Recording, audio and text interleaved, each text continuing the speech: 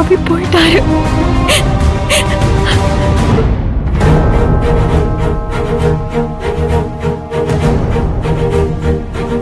என்னாச்சு? போனீங்க வந்துட்டீங்க? சாரி ஆண்டி, பெயிண்டிங்ஸ் எல்லாம் அப்பா புது ப்ராஜெக்ட்டுக்கு அனுப்பிட்டாராம். ஓ,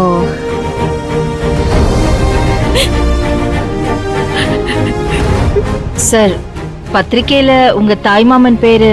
பத்திரிக்கைய பாத்துட்டேன், நல்லா செக் பண்ணிட்டேன். இனிஷியல்லாம் கரெக்டா தான் இருக்கு. Nothing to worry. அப்பா, தேங்க் காட்.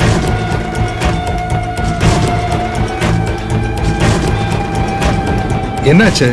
இல்ல, வீடு முழுக்க பெயிண்டிங்ஸா இருக்கு. ஆனா சத்யாவோட ஒரு போட்டோ கூட காணுமே. என்ன, சத்யாவை நீங்க தானே பெத்து வளர்த்திருக்கீங்க.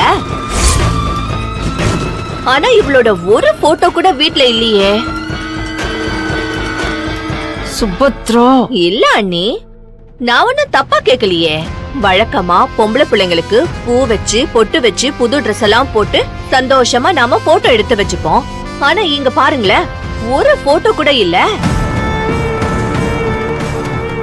அத்தை, அட பரவாயில்ல, அவங்க கேக்குறதுல ஒண்ணும் தப்பு இல்ல. ஆனா எங்க வீட்டு சம்பிரதாயம் இவங்களுக்கு தெரியாதுல்ல.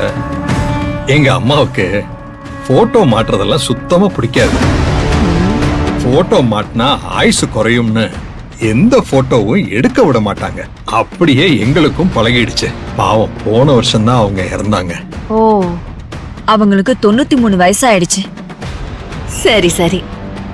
ஆனா சத்யாவோட சின்ன வயசு போட்டோலாம் கலெக்ட் பண்ணி வச்சிருப்பீங்கல்ல?